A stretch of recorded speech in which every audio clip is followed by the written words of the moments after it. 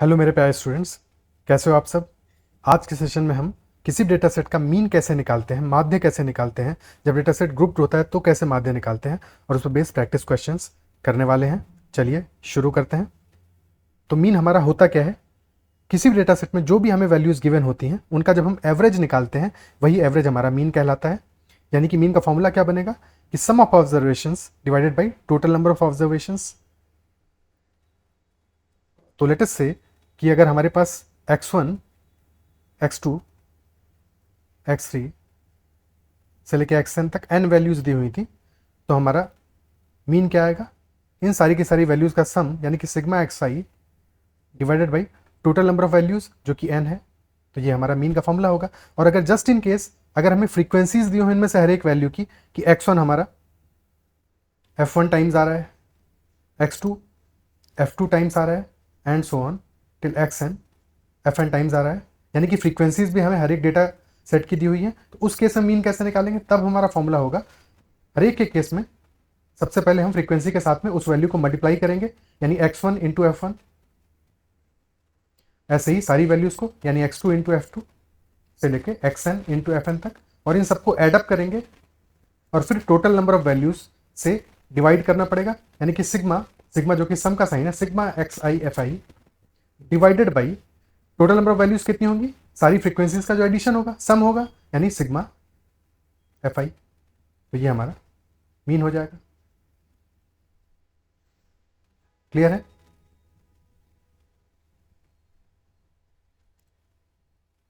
अब क्वेश्चंस करते हैं और हर एक क्वेश्चन के साथ इस बात को और बेहतर तरीके से समझते चलेंगे। पहला क्वेश्चन लेते हैं। क्वेश्चन कह रहा है what is the mean of the distribution given. तो हमें वैल्यूज दी हुई हैं, कितनी वैल्यूज हैं, 1 2 3 4, टोटल 8 वैल्यूज दी हैं। ठीक है, ऐड कर लेते हैं इनको। 34 प्लस 22 56 प्लस 24 80 प्लस 46 126 प्लस 42 यानी कि 168 टोटल हमारा सम आ रहा है, डिवाइडेड बाई 8।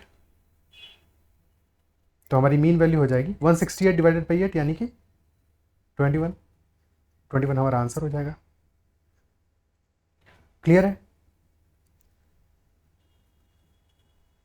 अब अगर कभी हमारे पास ऐसा होगा कि जो वैल्यूज़ हमें दी हैं वो किसी बड़े नंबर से क्लोज वैल्यूज़ हैं, फॉर एग्जांपल की वैल्यूज़ हैं हमारी 117 93 96 105 103 वगैरह वगैरह, अगर ये 5 वैल्यूज़ हमें गिवन है और हमें इनका एवरेज निकालना है, तो इंस्टेड ऑफ इन सारी की सारी वैल्यूज़ को एडअप करने के हम ये भी कर सकते हैं कि हम एक एवरेज वैल्यू एज्यूम कर लें, कि हमने एज्यूम कर लिया कि let average is equal to 100।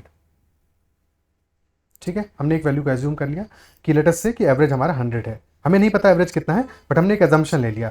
अब 100 से इन सारी की सारी वैल्यूज़ का हम डेविएशन दे सकते हैं कि कौन सी वैल्यू कितनी कम है 100 से या कितनी ज़्यादा है, और फिर उसके हिसाब से अपना नया एवरेज निकाल सकते हैं एज्यूम्ड एवरेज से। ठीक है, तो हमारा 117 17 ज़्यादा है 100 से, 93 7 कम है, 96 4 कम है, 105 5 ज़्यादा है, 103 3 ज़्यादा है। तो कितना कम है दोनों वैल्यूज़ मिला के -11, और कितना ज़्यादा है 17 5 22 3 25 प्लस 25। तो नेट में हमारा -11 प्लस 25 यानी कि 14 ज़्यादा होगा, है कि नहीं। 14 का डेविएशन ज़्यादा आ रहा है, तो हमारा एक्चुअल एवरेज होना क्या चाहिए। एक्चुअल एवरेज ऐसे किसी भी केस में हमारा आएगा जो हमने वैल्यू ऑलरेडी एज्यूम की है 100 प्लस जो डेविएशंस का सम आ रहा है हमारा सिग्मा ऑफ डेविएशंस जो कि आ रहा है यहाँ पे plus of 14 divided by total number of values जो यहाँ पे हैं 5, तो divided by total number of values यानी कि 100 प्लस 14/5 यानी कि हमारा एवरेज कितना आ जाएगा 102.8। क्लियर है, ये बात समझ में आती है। ठीक है, तो डेविएशंस के थ्रू भी हम अपना एवरेज निकाल सकते हैं। नेक्स्ट क्वेश्चन करते हैं। Arithmetic mean of the following data is 23 17 20 19 21। अब यहाँ पे हम डेविएशंस के थ्रू इसको सॉल्व करने की कोशिश करते हैं। लेट अस से हमने एज्यूम कर लिया कि 20 हमारा एवरेज है। अगर 20 एवरेज है तो 17 हो जाएगा -3 डेविएशन, 23 का डेविएशन हो जाएगा +3, 19 का डेविएशन हो जाएगा -1 और 21 का डेविएशन हो जाएगा +1। तो ये सबके सब अपने आप को कैंसिल आउट कर देंगे, यानी कि नेट में हमारा डेविएशन 0 का आ गया। और जब भी डेविएशन 0 आएगा तो इसका मतलब ये हुआ कि जो हमने वैल्यू एज्यूम की है वही हमारा एक्चुअल एवरेज भी है, यानी कि 20 ही हमारा एक्चुअल एवरेज हो जाएगा इस केस में। क्लियर होती है बात? ठीक है, ओके। नेक्स्ट क्वेश्चन लेते हैं। अगला क्वेश्चन कह रहा है, अगेन हमें मीन ही निकालना है, ये आप कर लोगे, खुद से कर लेना, ठीक है। नेक्स्ट क्वेश्चन करते हैं। अगला सवाल कह रहा है, what is the mean of first 10 prime numbers. पहले 10 प्राइम नंबर्स का मीन वैल्यू क्या होगा? तो पहले 10 प्राइम नंबर्स हमारे क्या आएंगे? 2, 3, 5, 7, 11, 13, 17, 19, 23 एंड 29। ये हमारे पहले 10 प्राइम नंबर्स हो गए। इनका सम कितना आएगा? 5, 5, 10, 7, 17, 11, 28, 41, 58 और 19, 77 प्लस 23, 129, 129। तो सम तो आ गया 129 और टोटल 10 है, 129/10, यानी कि हमारा मीन वैल्यू आएगा 12.9। Option C. कोई दिक्कत? ओके, अगला क्वेश्चन लेते हैं। नेक्स्ट क्वेश्चन हमसे कह रहा है, the mean of the following data is 13। Given data का अगर हमारा मीन 13 है तो के की वैल्यू क्या होगी? ओके, तो यहां पे क्या कर सकते हैं हम, बाकी वैल्यूज को ऐड अप कर लें। अगर 13 है, टोटल नंबर ऑफ वैल्यूज कितनी है? 1, 2, 3, 4, 5, 6, 7, 8, 9, 9 वैल्यूज हैं। और अगर मीन हमारा 13 है तो सम ऑफ ऑब्जर्वेशन कितना आना चाहिए? सम आना चाहिए mean multiplied by total number of values, यानी 13 इंटू 9, 117। बची हुई वैल्यूज का सम निकाल लेते हैं।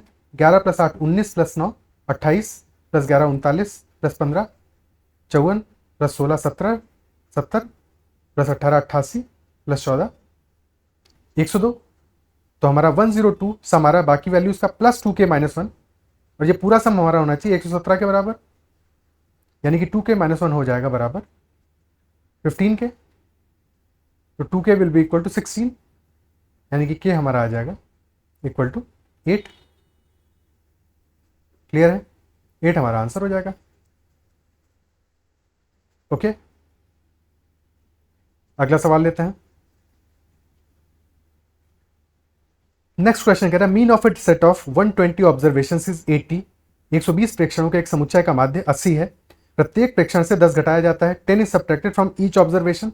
तो जैसे ही हम हर एक ऑब्जर्वेशन से 10 सब्ट्रैक्ट करेंगे तो हमारे मीन पे क्या फर्क पड़ेगा? भाई इनिशियली हमारा मीन है 80,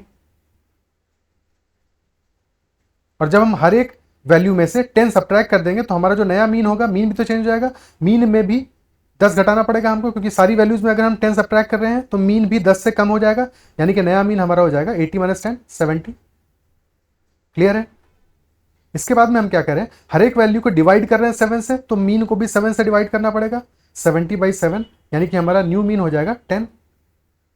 और क्वेश्चन हमसे यही तो पूछ रहा है कि what is the mean of the new data set. तो नए डेटा सेट का मीन हमारा हो जाएगा 10। क्लियर है? अगर हम सारी की सारी वैल्यूज में से कोई ए से ऐड कर रहे हैं, यानी ए से बढ़ा रहे हैं हर एक वैल्यू को, तो हमारा मीन भी ए से बढ़ जाएगा, और अगर ए से घटा रहे होंगे तो मीन भी ए से सब्ट्रैक्ट हो जाएगा। या सारी की सारी वैल्यूज में अगर हम मल्टीप्लिकेशन कर रहे हैं किसी फैक्टर से एफ से, तो हमारा मीन भी एफ से मल्टीप्लाई हो जाएगा। अगर डिवाइड कर रहे होंगे तो मीन भी एफ से डिवाइड हो जाएगा। क्लियर है? ऑप्शन सी हमारा इस क्वेश्चन का आंसर होगा। अगला सवाल लेते हैं। नेक्स्ट क्वेश्चन कह रहा है, mean of a set of 15 distinct observations is 18 if each of the largest 5 observations of the set is increase by 3। तो इस बार हम क्या कर रहे हैं, इस बार सारी की सारी ऑब्जर्वेशंस को इंक्रीज नहीं किया गया है, सिर्फ और सिर्फ लार्जेस्ट 5 को इंक्रीज किया गया है 3 से।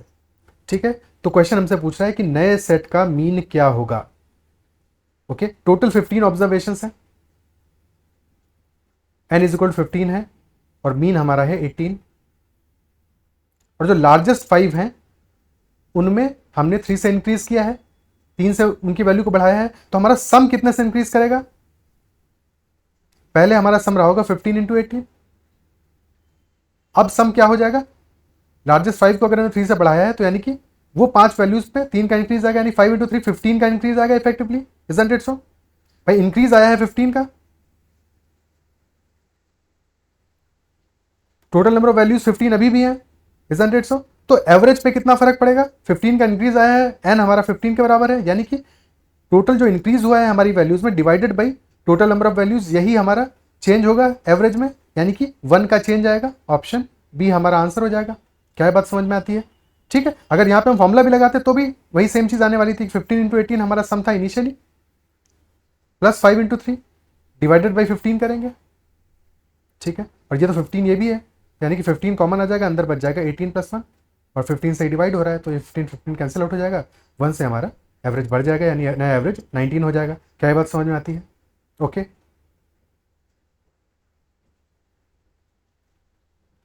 नेक्स्ट क्वेश्चन लेते हैं। अगला क्वेश्चन कह रहा है मीता गेव 5 सब्जेक्ट टेस्ट। मीता ने 5 विषयों की परीक्षा दी, उसके द्वारा प्राप्त अंकों का माध्य m था। Mean of the marks score by her was equal to m। यदि प्रत्येक विषय के अंकों के लिए माध्य से विचलन की गणना की जाती है तो सभी विचलनों का योग क्या होगा? What will be sum of all deviations. Deviation हमारा क्या होता है?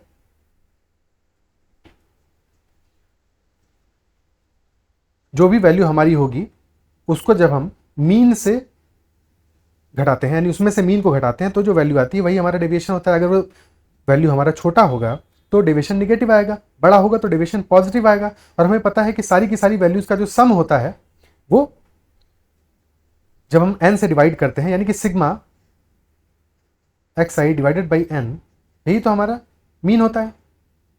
ठीक है, तो जब हम सारे के सारे डेविएशंस का सम करेंगे तो क्या होगा? टोटल अगर n वैल्यूज हैं तो ये डेविएशन हमारा आएगा, पहली वैल्यू के लिए डेविएशन आएगा d1 x1 माइनस x बार जो कि मीन है, d2 आएगा x2 minus x bar and so on, और dn आएगा xn माइनस x बार। जब हम इन सबको ऐड करेंगे तो सिग्मा डी आई हमारा, यानी कि सारे के सारे डिविजन का सम हो जाएगा x1 माइनस x बार प्लस x2 माइनस x बार टिल xn माइनस x बार,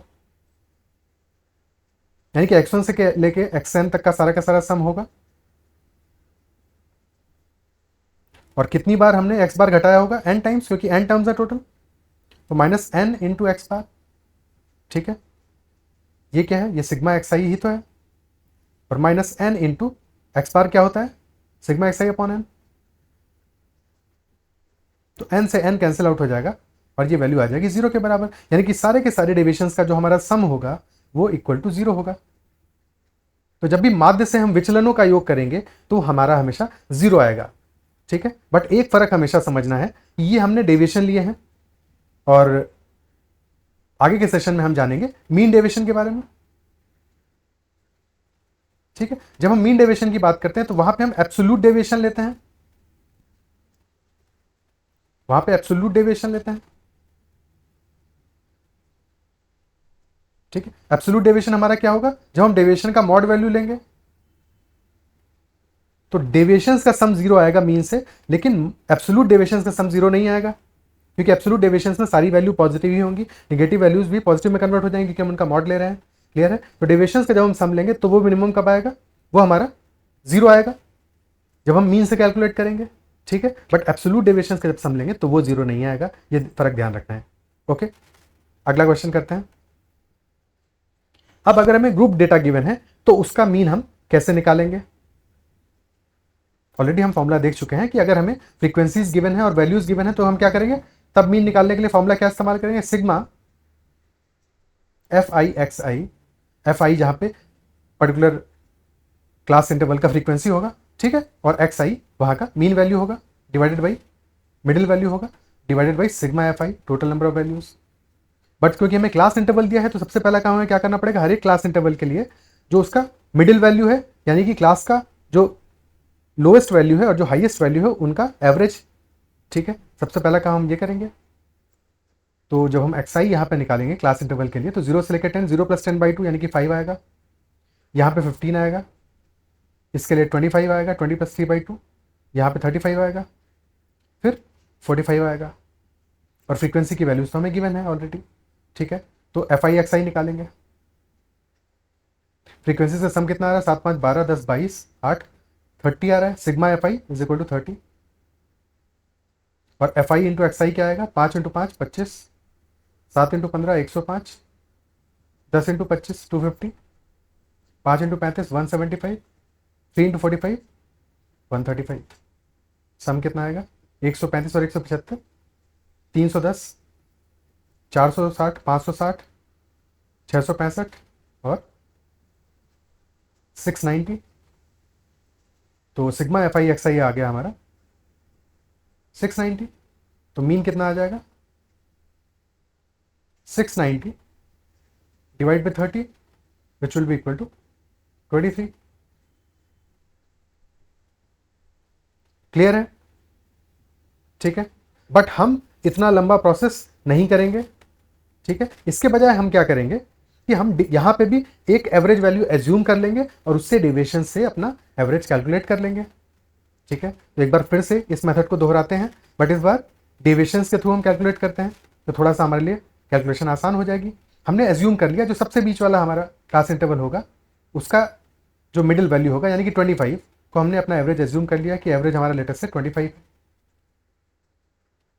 ठीक है, और अगर एवरेज 25 है तो उससे पिछला वाला क्लास इंटरवल का एवरेज कितना होगा 15 यानी कि -10। ठीक है, तो ये वैल्यू यहाँ पे तो डेविएशन 0 होगा क्योंकि इसी का हमने जो मिडिल वैल्यू है उसको अपना एवरेज एज्यूम किया है। इससे पीछे वाले में -10 आ जाएगा, इससे पिछले वाले में -20 आ जाएगा और इससे आगे वाले में +10 आ जाएगा और फिर यहाँ +20। अब हम इन वैल्यूज को मल्टीप्लाई कर लेंगे फ्रीक्वेंसीज से। ठीक है, तो हमारा एफ आई एक्स आई क्या आ जाएगा -100 -70, यहाँ बीच में तो 0 ही आएगा, और +50 और +60। तो निगेटिव में आया है -170 और पॉजिटिव में आया है +110 यानी कि इफेक्टिवली -60 आया है।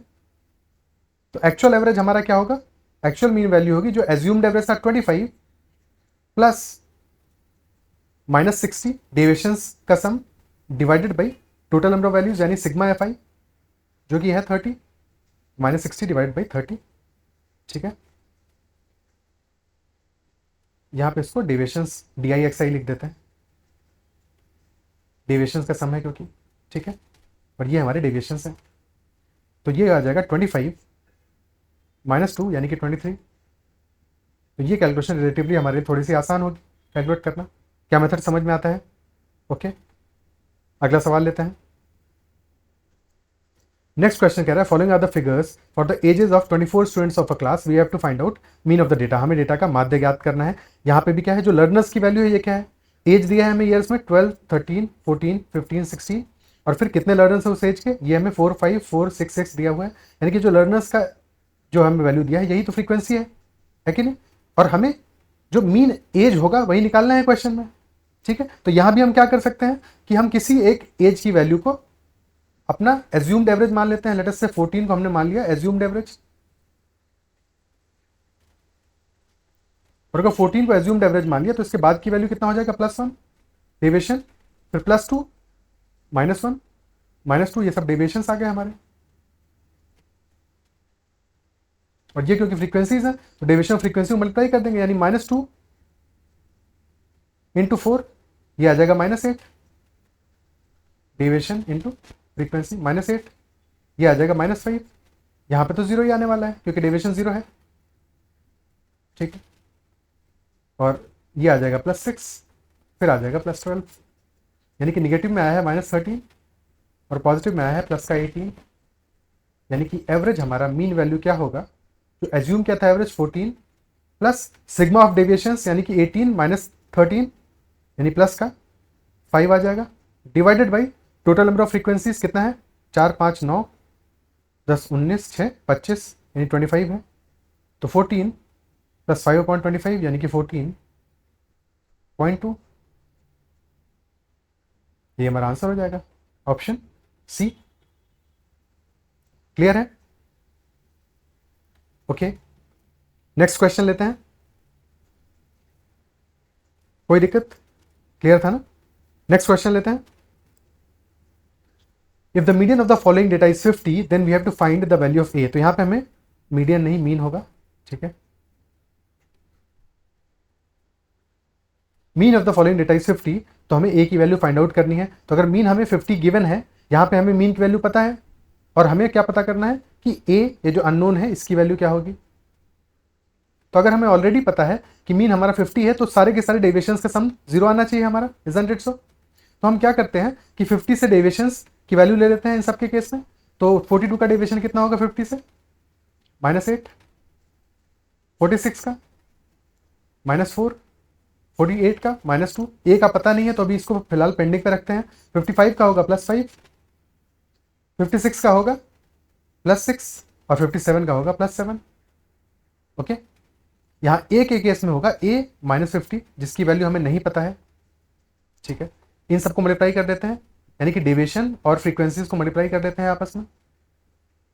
ओके, तो पहले वाले केस में आ जाएगा -8, सेकेंड केस में आ जाएगा